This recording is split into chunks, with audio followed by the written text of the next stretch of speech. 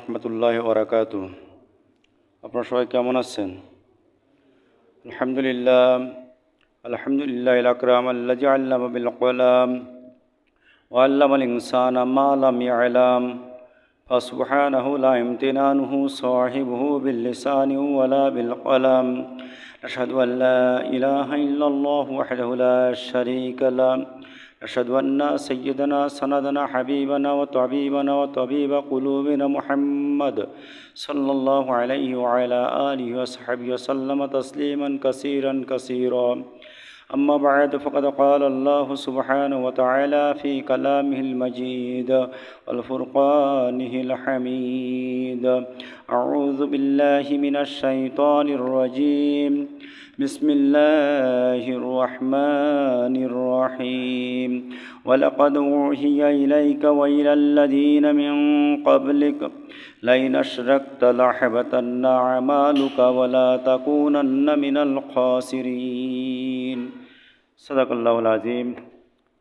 সর্বপ্রথম সেই মহান মুনিবের দরবারে লাখো কোটি শুকরিয়া আদায় করি যে মহান রব্বুল আলামিন পবিত্র জুমার দিনে দুনিয়ার সমস্ত কাজ থেকে ফারেক করে জুমার নামাজ আদায় করার উদ্দেশ্যে জুমার পূর্ব মুহূর্তে মসজিদে সমবেত হয়ে জীবন পরিবর্তনের লক্ষ্যে এবং আমলের উদ্দেশ্যে কিছু কথা বলার এবং শোনার তৌফিক যে মহান মুনিব দান করলেন, ওই মহান মুনিবের দরবারে শুকরিয়া আদায় করি। সবাই বলি আলহামদুলিল্লাহ।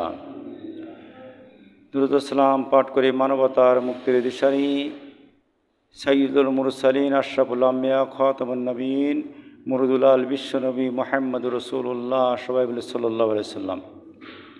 আমি আপনাদের সামনে মহাগ্রন্থ আল কুরআনুল কারীমের সূরা জুমারের 65 নম্বর আয়াতে মুকাদ্দাসা তিলাওয়াত করেছি। এরই আলোকে সংক্ষিপ্ত পরিসরে কিছু কথা বলবো ইনশাআল্লাহ। আমা তৌফিক ইল্লা বিল্লাহ আলাইহি তাওয়াক্কালতু ওয়া ইলাইহি উনীব। আয়াত থেকে আলোচনার প্রারম্ভে শ্রদ্ধাভরে স্মরণ করি এবং দোয়া করি যারা দেশের ভাষা আন্দোলনে অংশগ্রহণ করে চলে গেছেন এবং স্বাধীনতা যুদ্ধে অংশগ্রহণ করে চলে গেছেন এবং 24-এর গণ আন্দোলনে অংশগ্রহণ করে চলে গেছেন, 3 দলের ভিতর থেকে যারা ঈমান নিয়ে চলে গেছেন তাদের জন্য দোয়া করি আল্লাহ রাব্বুল আলামিন তাদেরকে শহীদ হিসেবে কবুল করে নিক। সকালে বলেন আমিন। মুসলিম অধ্যুষিত বাংলার এই জনপদ লাল সবুজের পতাকা উদ্দীর্ণ এই বাংলার জনপদে কোরআনের রাজ কায়েম করার জন্য কথা বলার কারণে সমকালীন স্বৈরাচার শাসকের অত্যাচারে অত্যাচারিত হয়ে মাজলুম অবস্থায় পৃথিবীর বুক থেকে যারা চলে গেছেন, বিশেষ করে আল্লামা দিলওয়ার হোসেন সাঈদী রহমাতুল্লাহ আলাইহি সহ যারা চলে গেছেন তাদের জন্য দোয়া করে আল্লাহ রাব্বুল আলামিন তাদেরকেও শহীদ হিসেবে কবুল করেন। সকালে বলেন আমিন। আমরা যারা উপস্থিতি আছি আমাদের ভিতর থেকে আমাদের যাদের আব্বাজান আম্মাজান গহীন কবরবাসী হয়ে গেছে, ওই আব্বা আম্মার রুহের মাগফিরাত কামনা করছে, আল্লাহর কিছু দোয়া করে আল্লাহ তাদের জিন্দেগির গুনাহ খাতা মাফ করে তাদেরকে তোমার জান্নাতুল ফিরদাউসের মেহমান হিসেবে কবুল করে নিন। সকলে বলেন আমিন। সম্মানিত উপস্থিতি, আমরা যারা মসজিদে উপস্থিতি আছি আমাদের জীবনের একটাই উদ্দেশ্য যে আমরা জান্নাতে যেতে চাই, ঠিক কি না? জান্নাতে যেতে চাই। হয়তো মসজিদের বাইরে রাজনৈতিক অঙ্গনে আমরা এক একজন এক এক দলের সাপোর্টার আছি, এক একজন এক এক পেশার মানুষ আছি, এক একজন এক এক গোষ্ঠীর মানুষ আছি, বিভিন্ন বর্ণের লোক কর্মের লোক আমরা আছি, কিন্তু মসজিদ যখন আসছে আমরা বিনা ভোটে বিনা সিদ্ধান্তে একমত, বিনা মতনৈক্যে একমত যে আমরা জান্নাতে যেতে চাই, জাহান্নাম থেকে পরিত্রাণ চাই, ঠিক কি না? তো কোন আমলটা করলে জান্নাত চিরতরে হাতছাড়া হয়ে যায়, আজকে তারই পরে কিছু কথা বলবো। কোন গুনাহটা করলে জীবনের সমস্ত আমলনামা ধ্বংস হয়ে যায়? যদি কোনো মানুষ, একজন নামাজি মানুষ মিথ্যা কথা বলে কিন্তু তার নামাজ নষ্ট হয় না, হয়? যদি কোনো হাজি সাহেব জীবনে একটা খারাপ কর্ম করে ফেলে, ওই কর্মের দ্বারা বা মিথ্যা কথা বলে ফেলে, মিথ্যা কথার দ্বারা তার হজ বাতিল হয় না। যদি কোনো রোজাদার ব্যক্তি জীবনে একটা ফাহিশা কথা বলে ফেলে, ওই ফাহিশা কথার দ্বারা তার রোজা নষ্ট হয় না। কিন্তু এমন একটা আমল আছে যে আমলটা করলে জীবনের সমস্ত অর্জিত গুনাহরাশি, জীবনের সমস্ত অর্জিত নেক আমল, ওগুলো আল্লাহ রাব্বুল আলামিন সব আমলনামা থেকে ডিলিট করে দেয়। ওই গুনাহটা কি, ওইটা আমাদেরকে জানতে হবে আর ওর থেকে আমাদেরকে বিরত থাকতে হবে।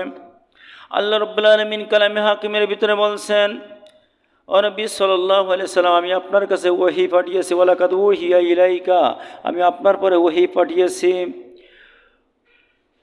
ওয়াইলাল্লাযীনা মিন ক্বাবলিকা, আর আপনার পূর্বে যে লক্ষাধিক পয়গম্বর আমি পাঠিয়েছিলাম, সমস্ত পয়গম্বরের পরে আমি এই ওহীটা করেছিলাম। লাইন আশরাকতা লাহাবাতান্না আমালুক, যদি তারা শিরিক করে আমি আল্লাহ রাব্বুল আলামিন তাদের জিন্দেগীর সমস্ত আমলনামা ধ্বংস করে দেব। তাহলে ওই গুনাহটার নাম কি? শিরক। আমরা কি করি? করি কি না? আমরা করি, হয়তো বুঝিও না কি শিরিক করতেছি কি করতেছি না, এটা বুঝিও না। শিরিক হলো অংশীদারিত্ব করা, পার্টনারশিপ। মনে করেন আমার চাচা ডাক্তার আলী আকবর সাহেবের 2 লক্ষ টাকা আছে, আমার 1 লক্ষ টাকা আছে, এই 3 লক্ষ টাকা নিয়ে একসঙ্গে ব্যবসা করা, এটা হলো অংশীদারিত্ব, পার্টনারশিপ, ব্যবসা করা। তো আল্লাহ রাব্বুল আলামিনের যে বিধান আছে, ওই বিধানের সঙ্গে অন্য কারো বিধান সংযুক্ত করা, এর নাম হলো শিরক। এর নাম কি? শিরক। আল্লাহ রাব্বুল আলামিন বলছেন ইন্নাল্লাহা আলা কুল্লি শাইইন কাদির, আমি আল্লাহ রাব্বুল আলামিন সর্ববিষয়ের পরে সর্বশক্তিমান। তাবারাকাল্লাযী বিয়াদিহিল মুলকু ওয়া আলা কুল্লি শাইইন কাদির, আর সমস্ত ক্ষমতা, সমস্ত সাম্রাজ্যের যে ক্ষমতা তোমরা মনে করো, এই ক্ষমতাগুলো সবই আমি আল্লাহ আমার কুদরতি হাতের মুঠার ভিতরে। কুলিল্লাহুম্মা মালিকাল মুলক তুতিল মুলকা মান তাশাউ ওয়া তানজিউল মুলকা মিম্মান তাশাউ ওয়া তুইজ্জু মান তাশাউ ওয়া তুজিল্লু মান তাশাউ বিয়াদিকাল খায়র। আল্লাহ বলছেন যত কল্যাণ আছে, বরকত আছে, ক্ষমতা আছে, সবই আল্লাহ, আমি আল্লাহ আমার পক্ষ থেকে যাই। তো আল্লাহ রাব্বুল আলামিনের সঙ্গে অংশীদারিত্ব করাম, ওনার সঙ্গে পার্টনারশিপ করাম, এইটি হলো শিরক। এটি কি? শিরক। এই শিরকের গুনাহ আল্লাহ রাব্বুল আলামিন মাফ করেন না তওবা ছাড়া। তওবা ছাড়া মাফ করেন না। এটা এমন একটা জঘন্য গুনাহ।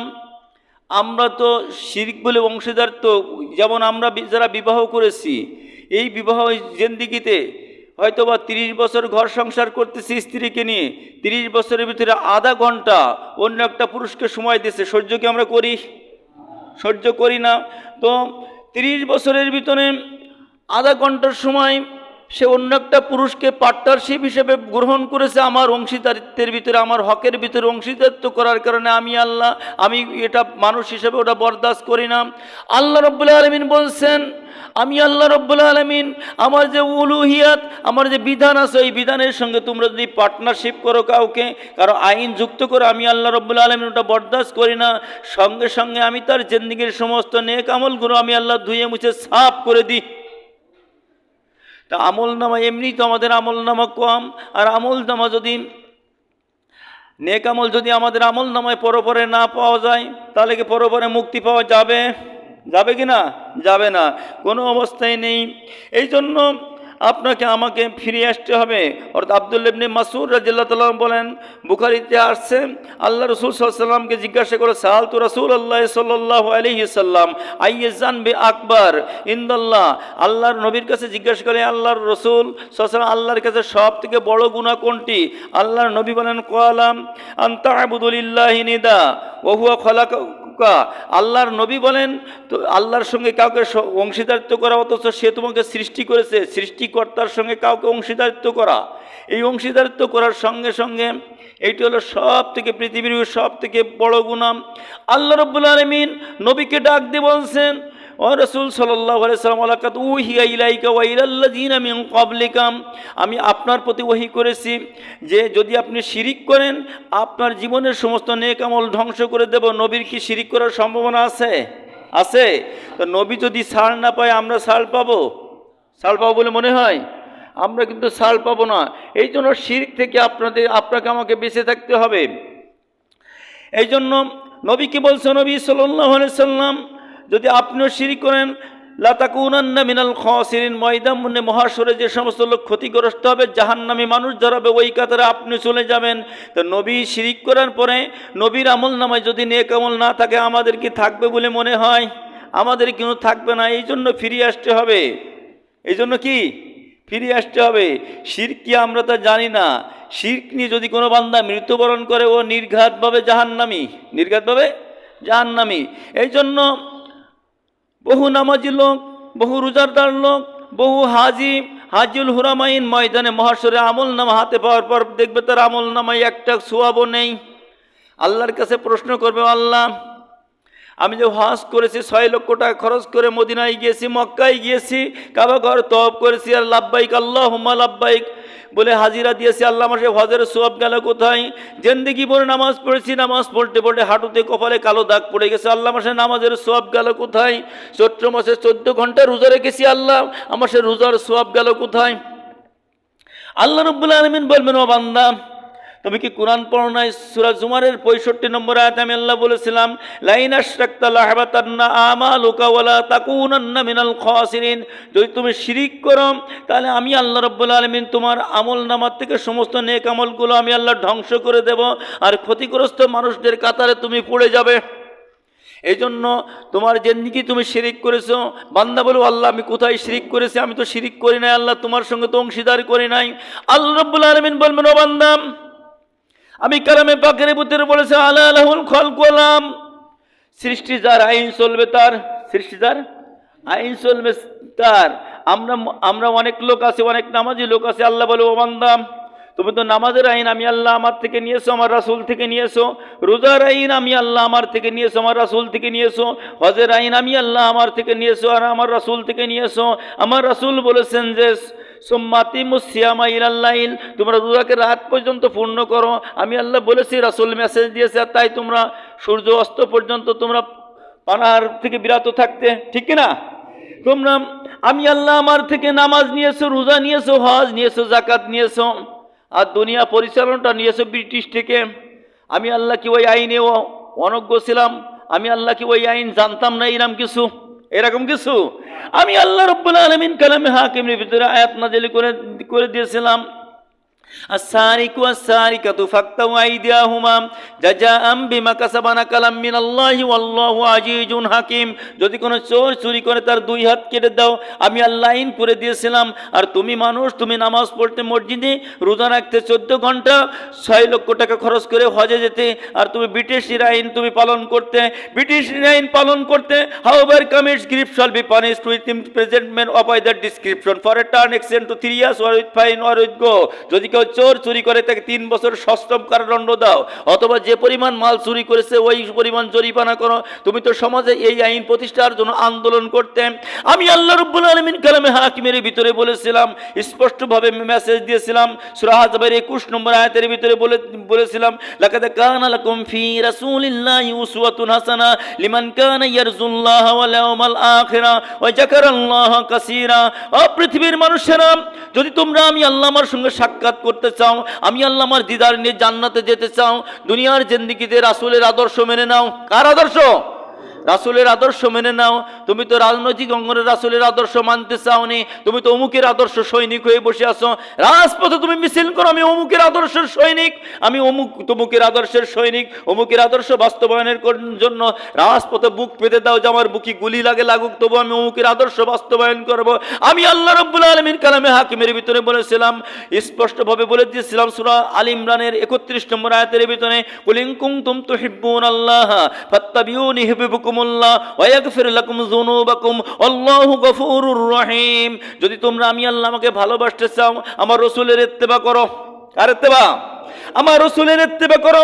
আমার রাসূল মক্কা মদিনায় 10টি বছর কোরআন দিয়ে রাষ্ট্র পরিচালনা করেছে। ও ইত্তেবার দরকার আছে না নাই? আছে কিনা? আল্লাহ রাব্বুল আলামিন আরো বলবেন, ও নামাজি তুমি শোনো, তোমার কাছে আমি আল্লাহ রাব্বুল আলামিন মহাগ্রন্থ আল কুরআনুল কারীম পাঠিয়েছিলাম। ওই কুরআনুল কারীমের সূরা বাকারা 208 নম্বর আয়াতের ভিতরে আমি আল্লাহ মেসেজ দিয়েছিলাম, ইয়া আইয়ুহাল্লাযীনা আমানু দুখুলু ফিস সিলমি কাফা ওয়ালা তাত্তাবিউ খুতুওয়াতিশ শাইতান ইন্নাহু লাকুম আদুউম মুবিন।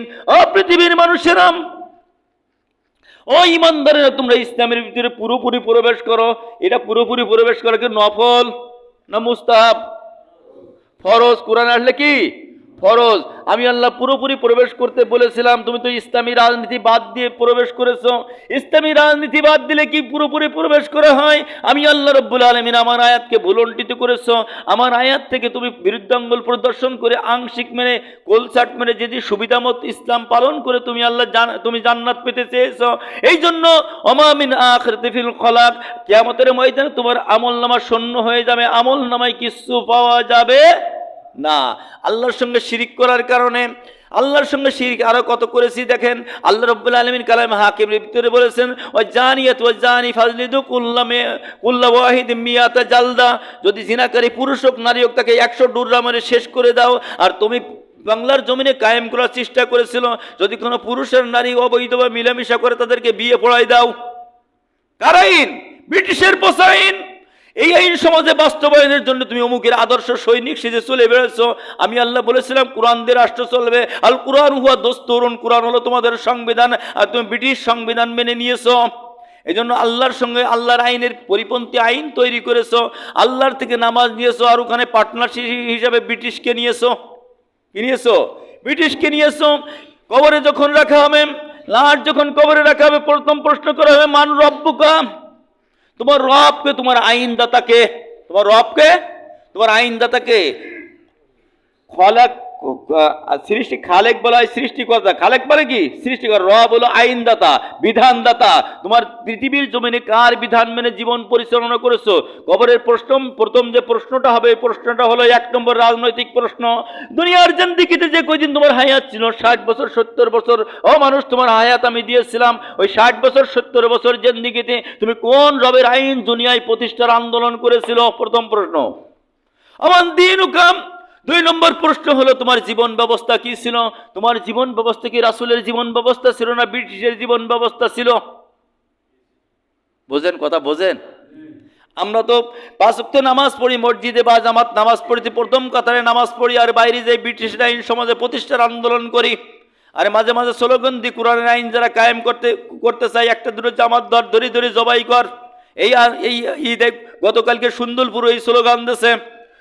শুনে রাখুন মুসলমান ভাইয়েরা, কোরআনের সৈনিকদেরকে তোমরা হত্যা করতে চাও। যারা হত্যা করতে চায় কোরআনের সৈনিকদেরকে, আল্লাহ রাব্বুল আলামিন সূরা আল ইমরানের 21 আর 22 নম্বর আয়াতের ভিতরে মেসেজ দিলেন, ইন্নাল্লাযীনা ইয়াকফুরুনা বিআয়াতিল্লাহি ওয়া ইয়াকতুলুনা নাবিয়্যিনা বিগাইরিল হক ওয়া ইয়াকতুলুনাল্লাযীনা ইয়া'মুরুনা বিল কিসতি মিনান নাস ফাবাশশিরহুম বিআযাবিন আলীম উলাইকাল্লাযীনা হাবিতাত আমালুহুম ফিদ দুনিয়া ওয়াল আখিরাহ ওয়া মা লাহুম মিন নাসিরিন। আল্লাহ বলে দেন, নিশ্চয় যারা আমার আয়াতকে অস্বীকার করে, ইয়াকফুরুনা বিআয়াতিল্লাহ ওয়া ইয়াকতুলুনা নাবিয়্যিনা, নবীদেরকে হত্যা করে। নবী তো এখন আর নাই। আল্লাহ রাব্বুল আলামিন তারপরে আয়াতে পরেই বলছে, ওয়া ইয়াকতুলুনা নাবিয়্যিনা বিগাইরিল হক ওয়া ইয়াকতুলুনা আল্লাযীনা ইয়া'মুরুনা বিল কিসতি মিনান নাস, আর ওই সমস্ত লোকদেরকে হত্যা করে যারা জমিনে ইনসাফ ভিত্তিক রাষ্ট্র কায়েম করতে চায়, এদেরকে হত্যা করে। বোঝেন কথা? ওয়া ইয়া'মুরুনা বিল কিসতি মিনান নাস ফাবাশশিরহুম বিআযাবিন আলীম। ও নবী, আপনি এদেরকে জাহান্নামের সুসংবাদ দিয়ে দাও। উলাইকাল্লাযীনা হাবিতাত আমালুহুম ফিদ দুনিয়া ওয়াল আখিরাহ, ওরা পরপরে মুক্তির জন্য, আখিরাতের ময়দানে মহাশরে মুক্তির জন্য ওরা যে আমল করেছে, ওই আমল নামাগুলো হাবিতাত আমালুহুম, আমি আল্লাহ রাব্বুল আলামিন ওই আমল নামা থেকে ডিলিট করে দেব। বুঝছেন কথা, বোঝেন? এই জন্য এখন হায়াত আছে, এখনই তওবা করে ফিরে আসতে হবে। যারা শিরিক কি বুঝেছি কি আমরা শিরিক করি কিনা, এই শিরিকের ভিতরে, রাষ্ট্রীয় শিরিকের ভিতরে যারা আছেন, এরা ফিরে আসতে হবে। ফিরে আসতে অনেকে বলে যে সকল ক্ষমতার উৎস জনগণ, এটা হলো শিরিক। সকল ক্ষমতার উৎস কে? আল্লাহ। সকল ক্ষমতার উৎস আল্লাহ যারা বলে সকল ক্ষমতার উৎস জনগণ, এরাও শিরিক করে। এটা কি? শিরিক। ধর্ম যার যার, উৎসব সবার, এই কথাটা শিরিক। আল্লাহ রাব্বুল আলামিন বলছেন, লাকুম দীনুকুম ওয়ালিয়া দিন, যার ধর্ম তার কাছে, যার ধর্ম তার কাছে। মুসলমানেরা ঈদুল আজহা, ঈদুল ফিতর, জুমা পালন করবে, এখানে হিন্দুরা আসবে না। হিন্দুরা তাদের ধর্মীয় উৎসব, দুর্গা পূজা, কালী পূজা সব পালন করবে। কালী পূজা পালন করবে এরা, ওখানে মুসলমান ওখানে যাবে না। কিন্তু রাষ্ট্রীয় সংবিধানে এর আগের সরকারে বলেছিল ধর্ম যার যার, উৎসব সবার। এই আকীদায় যারা বিশ্বাস করে আল্লাহর রাস্তায় একজনেরও ঈমান নাই। ঈমান ভঙ্গের কারণ হলো 10টা। কয়টা কারণ? 10টা কারণ। তার ভিতরে একটা কারণ হলো কুফর। কুফর মানে হলো ঢেকে দেওয়া। কুফর মানে কি? ঢেকে দেওয়া। হককে বাতিল দিয়ে ঢেকে দেওয়া, ব্রিটিশ আইন দিয়ে কোরআনের আইনকে ঢেকে দেওয়া, এটা কি? কুফর। এই কুফর যারা করে এদের ঈমান নেই। হতে পারে আপনি টাকা আলার লোক, হতে পারেন আপনি অর্থশালী লোক, বিত্তশালী লোক, আপনি প্রতি বছর হজে যান, উমরায় যান, লাভ চারে নাও হবে না। ঈমান না থাকলে লাভ হবে না। আল্লাহ রাব্বুল আলামিন কালামে হাকিমের ভিতরে বলছেন, ইন্নাল্লাযীনা আমানু ওয়া আমিলুস সালিহাতি লাহুম জান্নাতুন তাজরি মিন তাহতিহাল আনহার। সূরা বুরুজ আয়াত নম্বর 11। আল্লাহ বলে দিলেন, নিশ্চয় যারা ঈমান আনয়ন করে, এরপরে আমলে সালেহ করে, ঈমান থাকলে হজের মূল্য আছে, ঈমান থাকলে যাকাতের মূল্য আছে, ঈমান থাকলে নামাজের মূল্য আছে, ঈমান থাকলে রোজার মূল্য আছে, ঈমান থাকলে দান সৎকার মূল্য আছে। ঈমান যদি না থাকে এসবের কি কোনো মূল্য আছে? বলেন আছে? নেই। ঈমান হলো অঙ্কের মতো, গুড়া একটা 1 দিলেন, এরপর একটা শূন্য দিলেন, কত হলো? 10, আর একটা দিলেন 100, আর একটা দিলেন 1000, আর একটা দিলেন 10,000, আর একটা দিলেন 1 লাখ, আর একটা দিলেন 10 লাখ, আর একটা দিলেন 1 কোটি। কেমনে বাড়িতেই থাকবে, গুড়ার থেকে একটা মুছে দিলে ওই শূন্যগুলোর দাম কত? কোনো মূল্য আছে? ভাই, আপনার আমার জিন্দেগি থেকে, আমল থেকে যদি ঈমানটা ডিলিট হয়ে যায়, কুফর করার কারণে, শিরিক করার কারণে যদি ঈমান ধ্বংস হয়ে যায়, নেক আমল কিন্তু কোনো কাজে লাগবে না। লাগবে না। এই জন্য রাসূলের আদর্শ আপনার আমার জীবনে বাস্তবায়ন করতে হবে। আল্লাহ রাব্বুল আলামিন কালামে হাকিমের ভিতরে সূরা আল ইমরানের 32 নম্বর আয়াতের ভিতরে বলে দিলেন, কুল আতিউল্লাহ ওয়া রাসূলা ফাইন তাওয়াল্লাউ ফাইন্নাল্লাহা লা ইউহিব্বুল কাফিরিন। হে রাসূল, আপনি বলে দেন, তোমরা আল্লাহ এবং তার রাসূলের ইত্তেবা করো। কার ইত্তেবা? আল্লাহ এবং তার রাসূলের ইত্তেবা করো। ফাইন তাওয়াল্লাও, যদি একটা বিষয় থেকে মুখ ফিরাই নাও, কোনো একটা বিষয় থেকে মুখ ফিরাই নাও, হে রাসূল, আমি আপনার নামাজ মানি, আমি আপনার রোজা মানি, আমি আপনার ইসলামী রাজনীতিটা মানি না, মুখ ফিরাই নেওয়ার সঙ্গে সঙ্গে আল্লাহ বলছেন, ফাইন তাওয়াল্লাও ফাইন্নাল্লাহা লা ইউহিব্বুল কাফিরিন। নিশ্চয় আল্লাহ রাব্বুল আলামিন কাফেরদেরকে ভালোবাসে না। ওয়ামা ইউমিনু আকসারুহুম বিল্লাহি ইল্লা ওয়া হুম মুশরিকুন। সূরা ইউসুফ আয়াত নম্বর 106। আল্লাহ বলে দিলেন, ওয়ামা ইউমিনু, অধিকাংশ লোক ঈমান আনয়ন করে, মসজিদে প্রথম কথা নামাজ পড়ে ইমানদার ভাব দেখায়, কিন্তু বাইরে যেই কুফরি শক্তির সঙ্গে আতাত করে, জমিনে কুফরি আইন, বাতিল আইন, ব্রিটিশ আইন, ইংরেজ আইন সমাজে প্রতিষ্ঠার জন্য আন্দোলন করে। ওয়ামা ইউমিনু আকসারুহুম ইল্লা ওয়া হুম মুশরিকুন। মসজিদ ছিল ইমানদার, বাইরে যাই ওই মুশরিক, বাড়ি যাই কি মুশরিক। এই জন্য ভাই ফিরে আসতে হবে। কত সময় হায়াত আছে জানি না। কবরে যখন আমরা লাশ রাখি, কবরে লাশ রাখার সঙ্গে সঙ্গে বলি বিসমিল্লাহ ওয়া আলা মিল্লাতে রাসূলিল্লাহ। বলে আপনাদের এলাকায় বলে, আল্লাহর নামে রসুলের দলে উঠাই দিয়ে গেলাম। আল্লাহর নামে কার দলে? রসুলের দলে উঠাই দিয়ে গেলাম। বিগত টার্মে, বিগত 17 বছর ছিল আওয়ামী লীগের নৈরাজ্য, আওয়ামী লীগের জুলুম অত্যাচার নিষ্পেষণের যাতাকলে বিরোধী দলদেরকে ফিসেছে। ওই সময় যদি আওয়ামী লীগ পিরিয়ডে যদি বিএনপির কোনো লোক আওয়ামী লীগ অফিসে যে বসতো, চা খেতেছে, তো চা কি খেতে দিত না মামলা দিত? জামাতের লোক গেলে কি মামলা দিত না চা দিত? মামলা দিত। আবার এখন যে পিরিয়ড, এখন যদি আওয়ামী লীগের লোক বিএনপি অফিসে যায়, আওয়ামী লীগের মিছিল করতে করতে বিএনপি অফিসে যাই চা খাচ্ছে, চা খাইতে দেবে না মামলা দেবে? মামলা দেবে। দুনিয়ার জিন্দেগিতে একই গ্রামে বসবাস করার পরে ভিন্ন দল করার কারণে অফিসে ঠাঁই হয় না। আর দুনিয়ার জিন্দেগি যে কয়দিন আপনার আমার হায়াত ছিল, ওই হায়াতে জিন্দেগি যে রাসূলের দল করে নাই। রাসূল যে উদ্দেশ্য নিয়ে পৃথিবীর জমিনে আসছে, রাসূলের উদ্দেশ্য আমরা বাস্তবায়নের চেষ্টা করি না। রাসূলকে দলে নেবে না। এই জন্য রাসূলের জীবনের উদ্দেশ্য কি ছিল? সূরা সফ আয়াত নম্বর 9, সূরা তাওবা আয়াত নম্বর 33, সূরা ফাত আয়াত নম্বর 28। কয়টা আয়াত বলেছি? 3টি আয়াত। 3টি আয়াত আল্লাহ রাব্বুল আলামিন বলছেন, ওয়াল্লাযী আরসালা রাসূলাহু বিল হুদা ওয়া দীনিল হাক্কি লিযহিরাহু আলাদ দীনি কুল্লিহি ওয়ালাউ কারিহাল মুশরিকুন। আল্লাহ রাব্বুল আলামিন বলছেন, আগেও বলেছি যে এই আন্দোলন যারা করে, যারা এই মিছিল করে, এরা মুশরিক। আল্লাহ এখানে বলছেন, আমি আমার রসুলকে দ্বীনি হক, সত্যের বিধান মহাগ্রন্থ আল কুরআনুল কারীম দিয়ে প্রেরণ করেছি। ওয়াল্লাযী আরসালা রাসূলাহু বিল হুদা ওয়াদ দীনিল হক। যত মানব রচিত যত জীবন ব্যবস্থা আছে, ওই জীবন ব্যবস্থার পরে কোরআনকে বিজয়ী শক্তি হিসেবে প্রতিষ্ঠিত করবে। এটা মুশরিকরা সহ্য করবে না। যারা মুশরিক তারাই বলবে ইসলামী দল ধরে ধরে জবাই কর। যারা মুশরিক তারাই কিন্তু বলবে, কোনো ইমানদার কিন্তু বলতে পারে না।